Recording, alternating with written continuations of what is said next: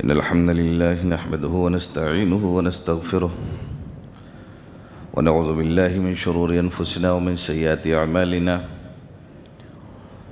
من يهده الله فلا مضل له ومن يضلل فلا هادي له وأشهد أن لا إله إلا الله وحده لا شريك له وأشهد أن محمدًا عبده ورسوله أما بعد فإن خير الحديث كتاب الله وخير الهدي هدي محمد صلى الله عليه وسلم وشر الأمور محدثاتها وكل محدثة بدعة وكل بدعة ضلالة وكل ضلالة في النار.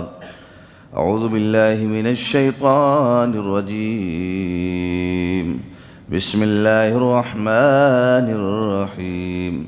قاف القرآن المجيد بل عجبوا أن جاءهم منذر منهم فقال الكافرون هذا شيء عجيب أإذا متنا وكنا ترابا ذلك رجع بعيد قد علمنا ما تنقص الأرض منهم وعندنا كتاب حفيظ بل كذبوا بالحق لما جاءهم فهم في أمر مريج أفلم ينظروا إلى السماء فوقهم كيف بنيناها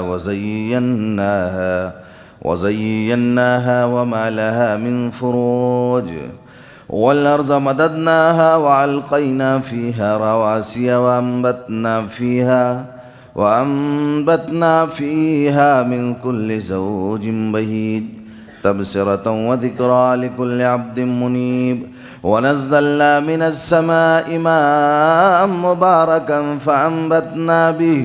فأنبتنا به جنات وحب الحصيد والنخل باسقات لها طلع نضيد رزقا للعباد وأحيينا به بلدة ميتا كذلك الخروج كذبت قبلهم قوم نوح وأصحاب الرس وثمود وعاد وفرعون وإخوان لوط وأصحاب الأيكة وقوم تبع كل كذب الرسل فحق وعيد أفعينا بالخلق الأول بل هم في لبس من خلق جديد.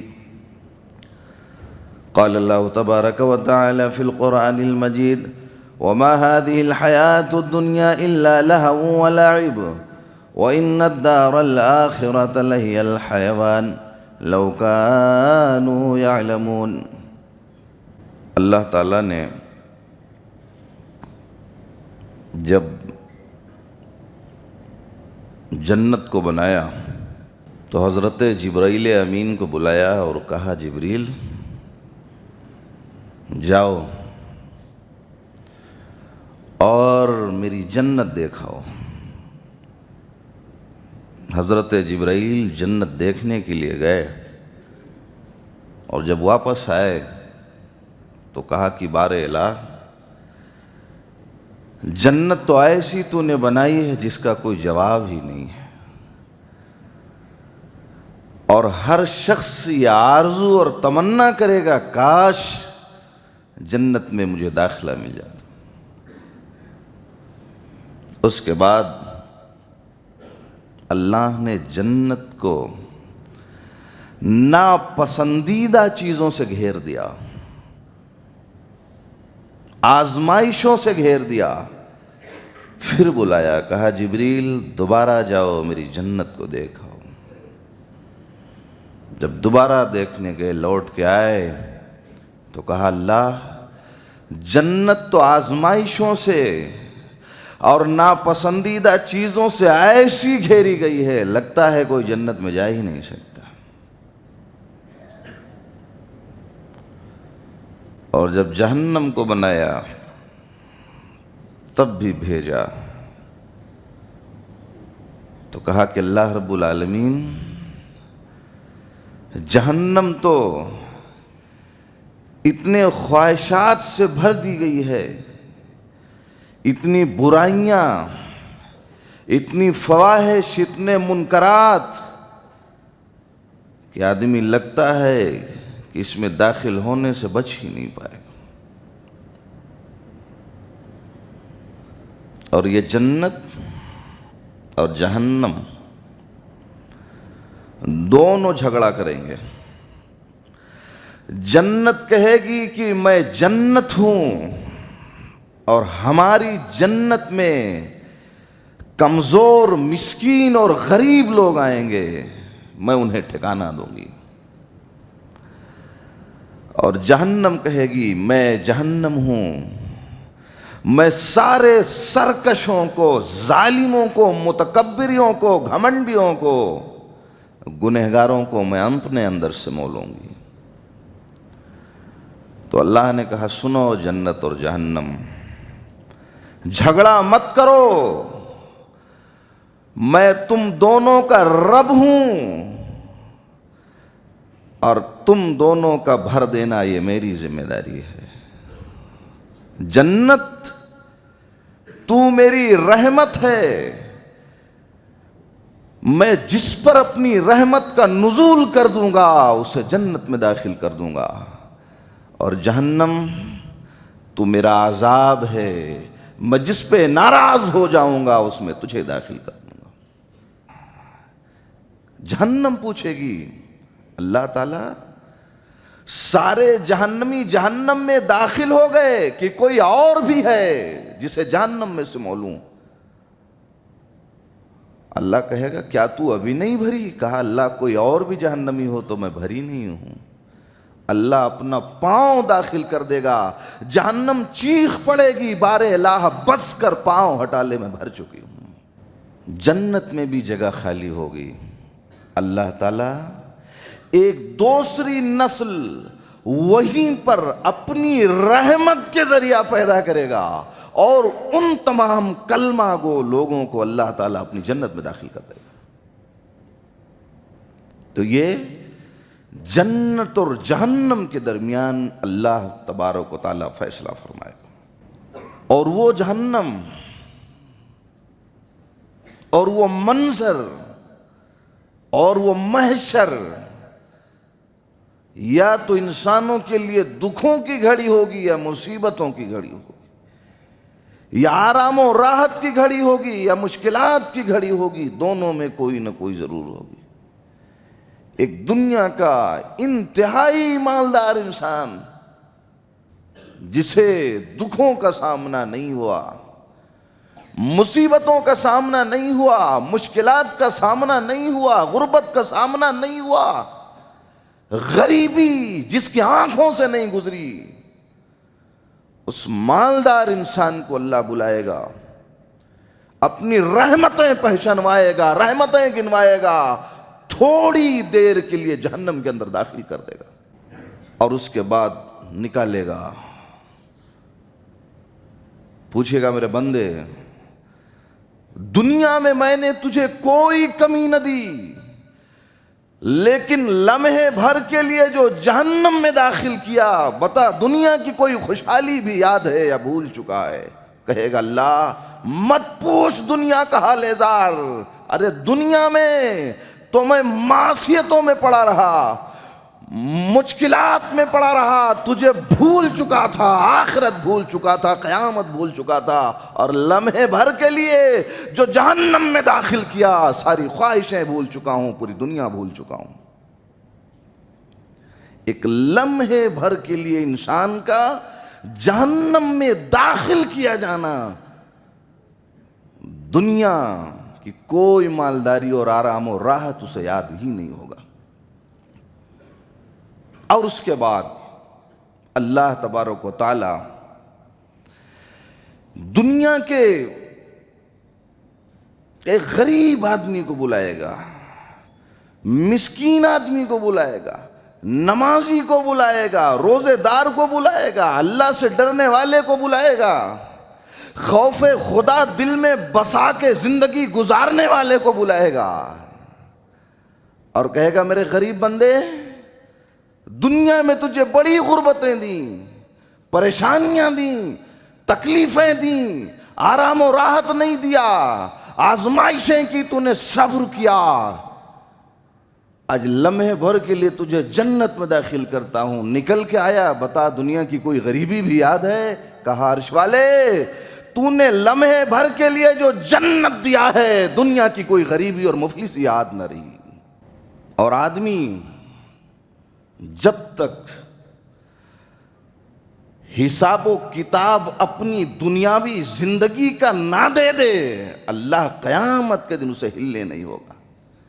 عرش والا سامنے ہوگا، بندہ سامنے کھڑا ہوگا، اور اللہ پوچھے گا میرے بندے یہ تو بتا، ان عمرہ فیما افناہ وان شبابہ فیما ابلاہ وان مالہ من این اکتسبہ وفیما انفقہ وماذا عمل فیما علما۔ میرے بندے یہ بتا، میں نے تجھے 70 سالہ زندگی دی، 80 سالہ زندگی دی، 100 سالہ زندگی دی، 120 سالہ زندگی دی، میرے بندے میری دی ہوئی اتنی لمبی عمر کو گنوایا تو کہاں گنوایا؟ مجھے آج اس کا حساب چاہیے۔ آج زندگی جہاں چاہو گزارو، جیسے چاہو گزارو، یہ مقدس مہینہ سایہ فگن ہے، قدر و قیمت سمجھو نہ سمجھو، قرآن پڑھو نہ پڑھو، مسجدوں میں آؤ نہ آؤ، جیسی چاہو زندگی گزارو، لیکن میدان محشر میں ایک ایک منٹ کا تمہیں حساب دینا پڑے گا۔ ان عمرہ فیما افناہ، میرے بندے میں نے اتنی لمبی عمر دی، میری دی ہوئی عمر کو تو نے گنوایا تو کہاں گنوایا؟ میرے بندے آج مجھے اس کا حساب چاہیے، میں حساب لے کے رہوں گا۔ اور دوسرا سوال نوجوانوں، یہ معاشرہ آپ سے بنتا ہے، یہ سماج اور قوم آپ سے بنتی ہے، آپ اس قوم کے ذمہ دار ہو، آپ اگوا ہو، آپ قائد ہو۔ انہی نوجوانوں نے صلاح الدین ایوبی بن کے دکھایا ہے، انہی نوجوانوں میں محمد بن قاسم پیدا ہوا ہے، انہی نوجوانوں میں خالد بن ولید جیسے لوگوں کا جنم ہوا ہے، جن کے ہاتھ سے 9 تلواریں اللہ نے توڑوا دی تھیں۔ تو تم اپنی زندگیوں کو کیسے گزار رہے ہو؟ وان شبابہ فیما ابلاہ، اللہ پوچھے گا میرے بندے میں نے تجھے جوانی دی، جوانی کو دیوانی تو نہیں بنایا، جوانی کو مستانی تو نہیں بنایا، کرکٹیں کھیلنے میں تو نہیں گزارا، سیٹیاں بازی کرنے میں تو نہیں گزارا، زناکاری فحاشی میں تو نہیں گزارا، کالجوں میں لڑکیوں کے پیچھے تو گھومنے میں نہیں گزارا۔ میرے بندے میں نے تجھے جوانی دی، جوانی گوایا تو کہاں گوایا؟ میدان محشر میں مجھے حساب چاہیے۔ تو تمہیں اپنی جوانی کا بھی حساب دینا پڑے گا۔ وان مالہ من این اکتسبہ وفیما انفقہ، مال کہاں سے کمایا؟ جائز کمایا، ناجائز کمایا، جھوٹ بول کے کمایا، سچ بول کے کمایا، کمایا تو کیسے کمایا؟ خرچ کیا تو کہاں کیا؟ میرے بندے مجھے اس کا حساب چاہیے۔ آج مسجدوں میں اعلان ہوتا ہے دو نہ دو تمہاری مرضی، یہ خوشی کا سودا ہے، لیکن جو کچھ بھی خرچ کرو گے کسی پہ احسان نہیں کرو گے، اپنی ذات کے لیے خرچ کرو گے۔ من ذا الذی یقرض اللہ قرضا حسنا، جو اللہ کو قرض دے گا اللہ اپنے ہاتھ میں اس مال کو لے کے بڑھا کے احد پہاڑ کے برابر بنا دے گا، اور یہ مال اس دن کام آئے گا جس دن آدمی تصور کرے گا کہ عذاب سے بچنے کے لیے روئے زمین بھر کا سونا بھی اللہ مانگ لیتا تو دے کے جہنم سے بچ گیا ہوتا۔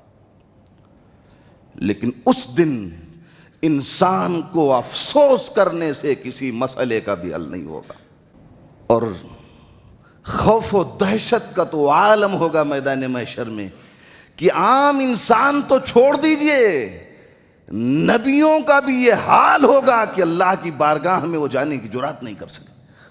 پوری امت اور پوری روئے زمین کے لوگ پریشان ہوں گے۔ حضرت آدم علیہ السلام کے پاس پہنچیں گے، حضرت نوح کے پاس پہنچیں گے، حضرت ابراہیم علیہ السلام کے پاس پہنچیں گے، حضرت موسیٰ علیہ السلام کے پاس پہنچیں گے، حضرت عیسیٰ روح اللہ کے پاس پہنچیں گے۔ ہر نبی جواب دے دے گا۔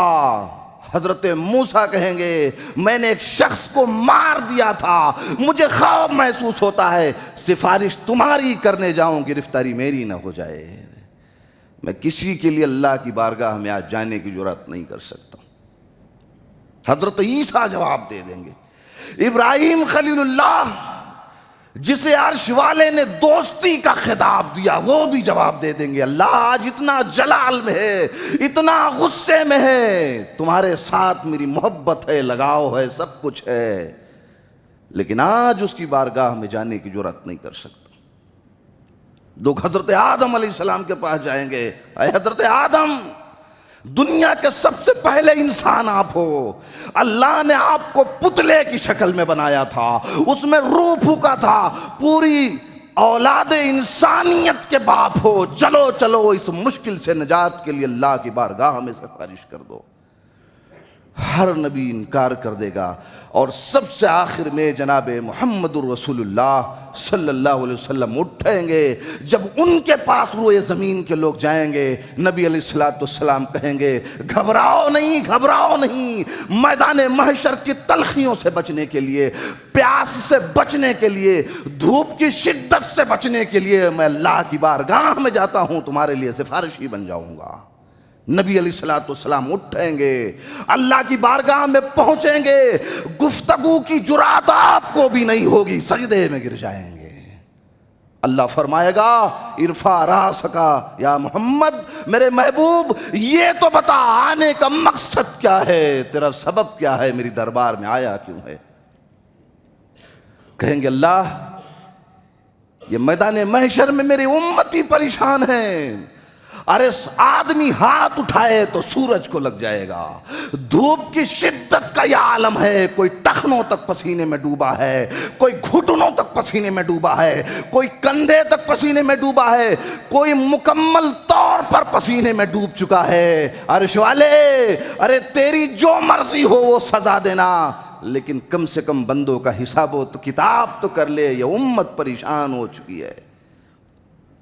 تو نبی علیہ السلام سفارش فرمائیں گے، اللہ ان کی سفارش کو قبول کرے گا، حساب و کتاب لے گا اور فرمائے گا نبی رسول یہ خوشخبری تمہارے لیے ہے، میں ہر اس گناہ کو معاف کر دوں گا جو معاف کرنے کے لائق ہوگا، لیکن سن لیجئے میرا وعدہ ہے کسی مشرک کو میں جنت میں داخل نہیں کرنے والا ہوں۔ جس نے بھی شرک کیا ہوگا قیامت کے دن اللہ رب العالمین اسے جہنم کے اندر داخل کرے گا۔ اور اللہ نے ایک نقشہ کھینچا، فاما من اوتیا کتابہ بیمینہ فیقول ہاؤم اقرؤوا کتابیہ انی ظننت انی ملاق حسابیہ فہو فی عیشۃ راضیہ فی جنۃ عالیہ قطوفہا دانیہ کلوا واشربوا ہنیئا بما اسلفتم فی الایام الخالیہ۔ اللہ رب العالمین نے فرمایا نام اعمال بٹنا شروع ہوگا، تو جس کے داہنے ہاتھ میں نام اعمال ملے گا جنتی ہونے کی نشانی ہوگی، اور بائیں ہاتھ میں نام اعمال ملا تو جہنمی ہونے کی نشانی ہوگی۔ انی ظننت انی ملاق حسابی، آدمی کہے گا مجھے یقین تھا کہ میرا نام اعمال میرے داہنے ہاتھ میں دیا جائے گا، وہ خوش مست زندگی میں ہوگا، جنت میں ہوگا، باغوں میں ہوگا، آرام و راحت کی زندگی ہوگی۔ فہو فی عیشۃ راضیہ قطوفہا دانیہ، جنت کے پھل اور میوے کاٹ کاٹ کے کھائے گا، لیٹا ہوا ہوگا، جنت کا پھل منہ تک آ جائے گا۔ کلوا واشربوا ہنیئا بما اسلفتم، اللہ فرمائے گا میرے بندے کھاؤ پیو عیش کرو، یہ وہی دن ہے جس دن کا آج ہم نے تم سے وعدہ کیا تھا۔ اس کے بعد اللہ نے فرمایا وَأَمَّا مَنْ أُوتِيَ كِتَابَهُ بِالشِّمَالِ فَيَقُولُ يَا لَيْتَنِي لَمْ أُوتَ كِتَابِيَهْ وَلَمْ أَدْرِ مَا حِسَابِيَهْ يَا لَيْتَهَا كَانَتِ الْقَاضِيَةَ مَا أَغْنَىٰ عَنِّي مَالِيَهْ هَلَكَ عَنِّي سُلْطَانِيَهْ خُذُوهُ فَغُلُّوهُ ثم الجحیم صلوه ثم فی سلسلة سبعون ذراعا فاسلکوه انه کان لا یؤمن باللہ العظیم۔ اور جس آدمی کے بائیں ہاتھ میں نامہ اعمال دیا گیا وہ کہے گا کاش مجھے معلوم نہ ہوتا میرا نام اعمال کیا ہے، اے کاش مجھے میرا نام اعمال نہ دیا گیا ہوتا، میں دنیا میں ایم ایل اے تھا، ایم پی تھا، وزیر اعظم تھا، صدر مملکت تھا، چیئرمین تھا، دنیا میں میری سرداری کام نہ آئی، عزت و مرتبہ والا ہونا کام نہ آیا، اثر و رسوخ والا بننا کام نہ آیا۔ فرشتے پوچھیں گے اللہ رب العالمین اس جہنمی انسان کا معاملہ کیا کروں؟ اللہ فرمائے گا خذوہ فغلوہ، فرشتوں ارے اسے پکڑو اور 70 گز کی زنجیروں میں جہنمی کو جکڑ دو۔ فرشتے پکڑیں گے، زنجیروں میں جکڑ دیں گے۔ عرش والے اب کیا کروں؟ کہاں انتظار کیا کرتے ہو؟ اٹھاؤ کمینے کو جہنم کے اندر پھینک دو۔ انہو کان لا یؤمن باللہ العظیم، جہنم میں پھینک دو۔ اللہ کی ذات پہ ایمان نہیں لایا تھا، مسکینوں کو کبھی کھانا نہیں کھلایا۔ آدمی جہنم میں ہوگا، جسم جلے گا، چمڑا جلے گا۔ آدمی سوچے گا چلو جسم جل گیا، بدن کے چمڑے جل گئے، ابھی دکھوں سے نجات مل جائے گی۔ اللہ کہے گا جہنمیوں یہ آج تمہارا بدلہ ہے، تمہیں دکھوں سے نجات نہیں ملنے والی۔ کلما نضجت جلودہم بدلناہم جلودا غیرہا لیذوقوا العذاب۔ اللہ نے فرمایا اس کا جسم جلے گا، اس کا چمڑا جلے گا۔ آدمی سوچے گا شاید ابھی دکھوں سے نجات مل جائے۔ اللہ کہے گا جسم جل جائے گا، چمڑا جل جائے گا، فرشتوں اس کے بدن پہ نیا چمڑا اڑا دو، اس کی تکلیف میں کمی نہ ہو۔ اس کے بدن پہ نیا چمڑا اڑا دیا جائے گا۔ جب جب جسم جلے گا، جب جب چمڑا جلے گا، نیا چمڑا اڑا دیا جائے گا، اور دن بھر وہ بدن جلتا رہے گا، چمڑا چڑھتا رہے گا۔ جہنمی کہے گا اللہ بدن جل گیا، چمڑا جل گیا، شدت کی بھوک نے مجھے تڑپا رکھا ہے، کم سے کم اتنا ظلم تو نہ کر، کچھ کھانے کے لیے نوالا دے دے۔ فرشتے پوچھیں گے اللہ کیا دے دوں؟ اللہ فرمائے گا فرشتوں پوچھتے کیا ہو؟ یہ جہنم میں لگے ہوئے کانٹے دار درخت اسے کھانے کے لیے دے دو۔ جہنم میں لگے ہوئے کانٹے دار درخت جو جہنمیوں کا کھانا ہوگا، اللہ اسے کھانے کے لیے دے گا۔ کانٹے دار درخت کو کھائے گا، حلق میں اٹک جائے گا، چیخنا شروع کرے گا، چلانا شروع کرے گا، ارے فرشتوں میری چمڑی جلا دی، تمہیں رحم نہیں آیا، مجھے جہنم میں جلایا، رحم نہیں آیا، ارے مجھے بھوک لگی تھی، کھانا مانگا، کانٹے دار درخت دے دیا، حلق میں لٹک گیا ہے، کم سے کم اتنا رحم کرو، مجھے پینے کے لیے کچھ دے دو۔ فرشتے پوچھیں گے اللہ کیا دے دوں؟ اللہ کہے گا میرے فرشتوں ارے پوچھتے کیا ہو؟ اس کے جسموں سے نکلنے والے خون اور پیپ اس جہنمی کو پینے کے لیے دے دو۔ اس کے جسم کا نکلا ہوا خون، اس جہنمی کے جسم سے نکلا ہوا پیپ قیامت کے دن اللہ اسے پینے کے لیے دے گا۔ جہنمی سوچے گا ابھی دکھوں سے نجات مل جائے گی، ابھی راحت مل جائے گی، ابھی آسانی آ جائے گی، میری موت واقع ہو جائے گی، زندگی کا مسئلہ ختم ہو جائے گا۔ اس کے بعد اللہ رب العالمین جنت اور جہنم کے درمیان دمبے کی شکل میں، میڈھے کی شکل میں موت کو لائے گا اور موت کو ذبح کر دے گا اور کہے گا جنتیوں سن لو، جنت تمہارا ٹھکانہ ہے، عیش کرو، کبھی موت نہیں آنے والی۔ اور جہنمیوں تم نے یہ تمنا کیا تھا کہ دکھوں سے نجات کے لیے موت آ جائے، اچھا ہے تو جہنمیوں میں تمہیں بتا دیتا ہوں کہ جہنم کے مزے چکھتے رہو، اس لیے کہ اب تمہیں بھی موت نہیں آنے والی، اس لیے کہ ہم نے جہنم اور جنت کے درمیان آج موت کو بھی موت دے دیا ہے۔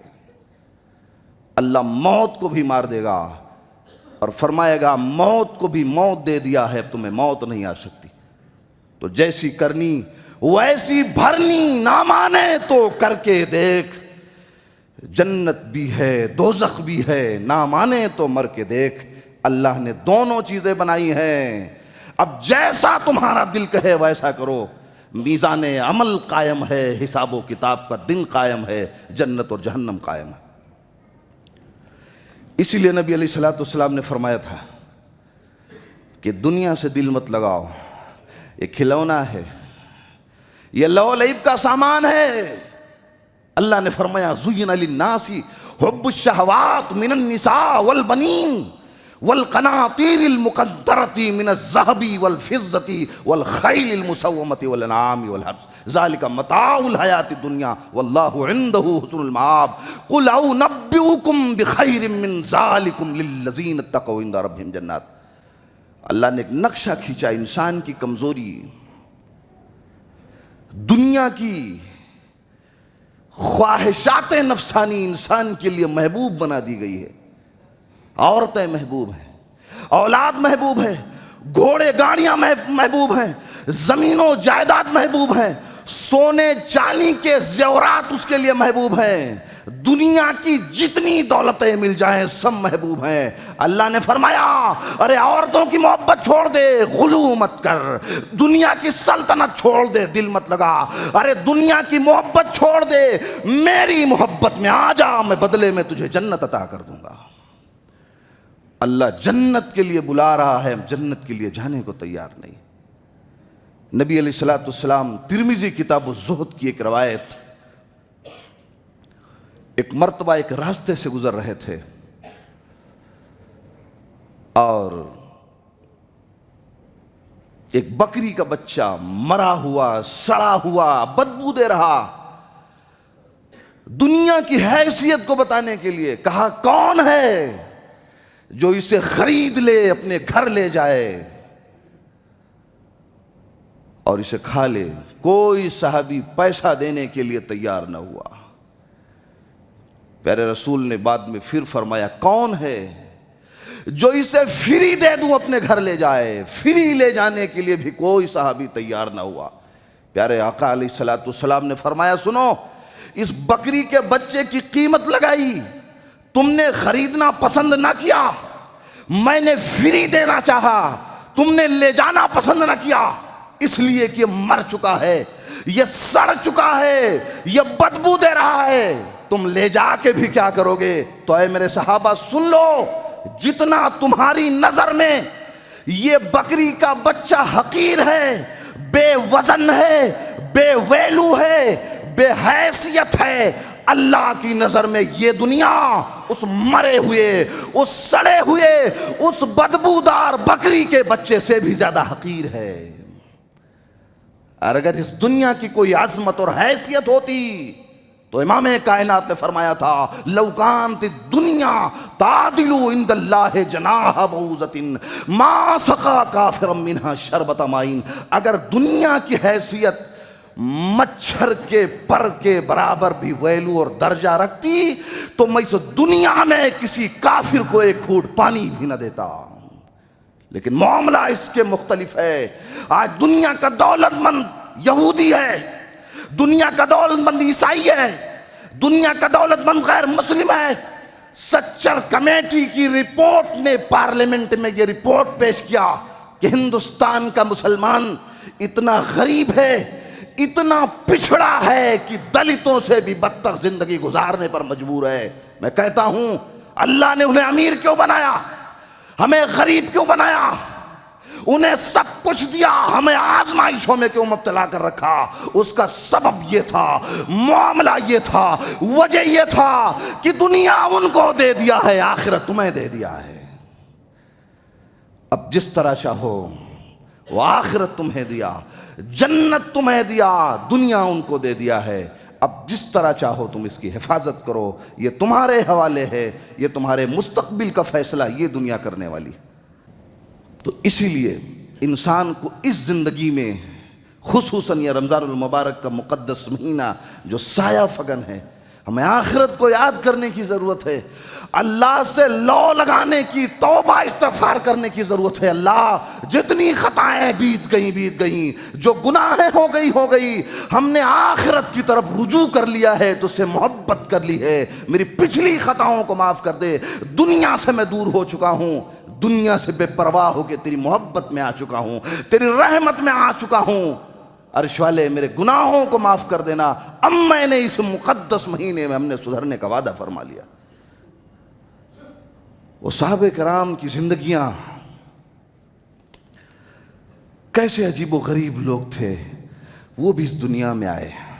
وقت کا گورنر ہے، صحابی رسول ہے، حضرت سعید بن عامر رضی اللہ تعالیٰ عنہ، ایک مشہور صحابی گزرے ہیں، اور مورخین کرام نے اپنی اپنی کتابوں میں اس واقعے کو لکھا ہے۔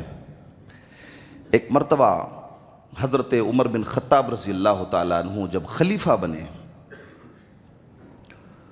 تو انہوں نے سعید بن عامر صاحب رسول کو بلایا اور کہا سنو، میں تمہیں ہمس کا گورنر بنانا چاہتا ہوں۔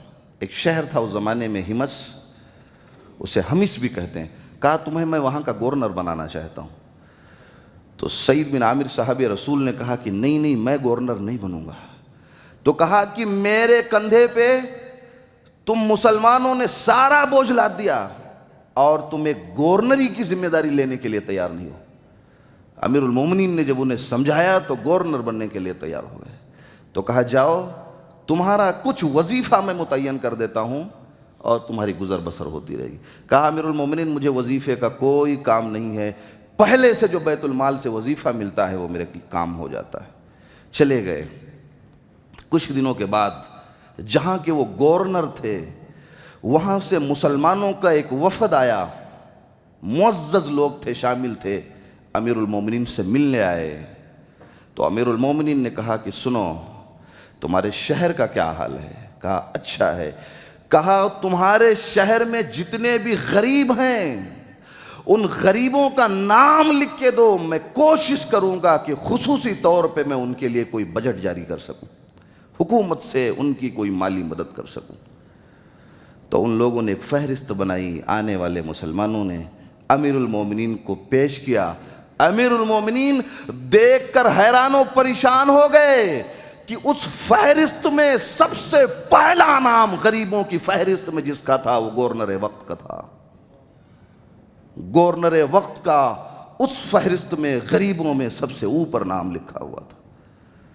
امیر المومنین چیخ پڑے، رونے لگے، اور اس قدر روئے کہ پوری داڑھی بھیگ گئی، پریشان ہو گئے۔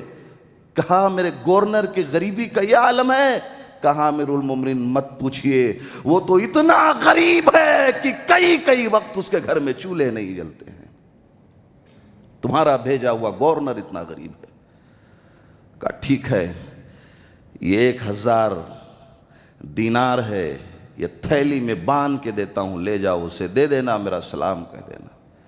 وہ مسلمانوں کا وفد پہنچتا ہے، امیر المومنین کا سلام پیش کرتا ہے اور وہ تھیلی درہم و دینار کی دیتا ہے۔ گورنر وقت سعید بن عامر جب تھیلی دیکھتے ہیں تو چیخ پڑتے ہیں، کہتے ہیں انا للہ و انا الیہ راجعون۔ بیوی گھر میں سے دوڑ کے آتی ہے، کہا شوہر کیا ہوا؟ کوئی گھٹنا گھٹ گئی؟ کوئی مسئلہ پیش ہو گیا؟ کیا امیر المومنین کا انتقال ہو گیا یا مسلمانوں کے کوئی نقصان آ گیا؟ کہا نہیں، ارے اس سے بڑی بلا آئی ہے، ارے دولت میرے گھر میں داخل ہوئی ہے میری آخرت کو برباد کرنے کے لیے۔ کہا دولت آئی ہے؟ کہا میری بیوی دولت آئی ہے میرا آخرت بگاڑنے کے لیے، اور میری بیوی گواہ بن جا، میں نے 1000 درہم کے تھیلیوں کو ہمس کے غریبوں میں تقسیم کر دیا ہے۔ وہ غریب گورنر جس کے گھر میں چولہا نہیں جلتا تھا، دنیا سے بے رغبتی کا یہ عالم تھا، مدتوں بعد آئی ہوئی درہم و دینار کی تھیلیاں اپنے گورنری کے غریبوں میں تقسیم کر دیا۔ اور کچھ دنوں کے بعد امیر المومنین عمر بن خطاب رضی اللہ تعالیٰ عنہ اس علاقے کا دورہ کرتے ہیں، اس شہر میں جا کے پہنچتے ہیں، لیکن اتنے نیک امیر کا اس شہر کو لوگ شکایت کرنا شروع کر دیتے ہیں، شکایت کرنا شروع۔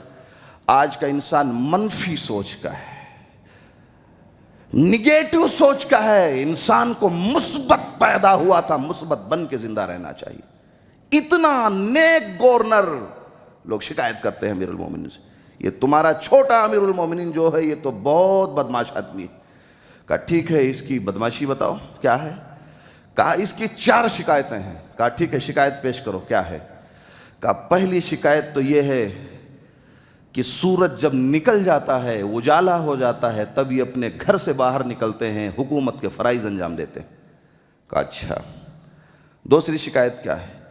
کہا دوسری شکایت یہ ہے کہ 8-10 دن میں کبھی ایک دن ایسا بھی آتا ہے کہ دوپہر کے بعد گھر سے نکلتے ہیں۔ کہا اچھا تیسری شکایت کیا ہے تمہارے گورنر کی؟ کہا تیسری شکایت یہ ہے کہ یہ رات میں کسی سے نہیں ملتے ہیں۔ کہا اچھا چوتھی شکایت کیا ہے؟ کہا چوتھی شکایت یہ ہے کہ یہ تمہارا چھوٹا امیر جو ہے کبھی کبھی بے ہوش ہو جاتا ہے مجلس میں بیٹھے ہوئے۔ کہا اچھا یہ 4 شکایتیں۔ گورنر وقت سعید بن عامر کو کہا ان کی شکایتیں ہیں، اس کی صفائی پیش کرو۔ کہا امیر المومنین یہ جنہوں نے جتنی شکایتیں کی ہیں یہ میرا معاملہ تھا، میرے رب کا معاملہ تھا، لیکن مسئلہ پیش آیا ہے، میں جواب نہیں دینا چاہتا تھا لیکن جواب دے دیتا ہوں۔ کہا جواب دو۔ کہا امیر المومنین مسئلہ یہ ہے کہ میں اپنے گھر میں تنہا آدمی ہوں، میں گورنر ہوں لیکن میرے پاس کوئی نوکر نہیں ہے، کوئی خادم نہیں ہے، میرے والدین بوڑھے ہیں، میں صبح اٹھتا ہوں، کھانا بنانے میں بیوی کا ہاتھ بٹاتا ہوں، گھر کے کام دیکھتا ہوں، بوڑھے والدین کی خدمت کرتا ہوں، جب خدمت سے فارغ ہوتا ہوں حکومت کے فرائض دیکھنے کے لیے نکلتا ہوں۔ کہا دوسرا سوال کیا ہے؟ اس کی صفائی پیش کرو۔ کہا دوسرا یہ ہے کہ امیر المومنین میں گورنر وقت ہوں لیکن آپ کو میں یہ عرض کر دوں یہ جو کرتا میرے بدن پہ آپ کو دکھائی دے رہا ہے، رب کے عزت کی قسم اس کرتے کے سوا میرے پاس دوسرا کرتا بھی نہیں ہے۔ جب 8 دن ہو جاتے ہیں یہ میرا کرتا میلا ہو جاتا ہے، گندا ہو جاتا ہے، میں اس کرتے کو نکالتا ہوں، اس کو صاف کرتا ہوں، دھوپ میں سکھاتا ہوں، جب یہ سوکھ جاتا ہے تو دوبارہ پہنتا ہوں، مسلمانوں کا کام دیکھ لے کے نکلتا ہوں۔ تو امیر المومنین جس دن یہ میرا کرتا گندا ہوتا ہے صاف کرتا ہوں، سکھاتا ہوں، وقت ہو جاتا ہے، نکلنے میں گھر سے دیر ہو جاتی ہے، امیر المومنین میرا قصور کیا ہے؟ کیا اچھا تیسرا جواب تمہارا کیا ہے؟ کہا امیر المومنین تیسرا جواب یہ ہے کہ ایک مرتبہ کا معاملہ یہ تھا کہ میں مسلمان نہیں ہوا تھا، اور جب میں مسلمان نہیں ہوا تھا اس وقت مشرکین مکہ نے حضرت خبیب بن عدی رضی اللہ تعالیٰ عنہ کو سولی پہ چڑھا دیا تھا، اور سولی پہ چڑھانے کے بعد کہا تھا کہ تم شرک نہیں کہلوا رہا ہوں، تم سے کفر نہیں کہلوا رہا ہوں، اسلام سے پلٹنے کے لیے نہیں کہہ رہا ہوں، بس تم سے ایک بات کہتا ہوں، اتنا کہہ دو کہ تم سولی پہ لٹکے ہو، کاش تمہاری جگہ محمد رسول اللہ سولی پہ ہوتے۔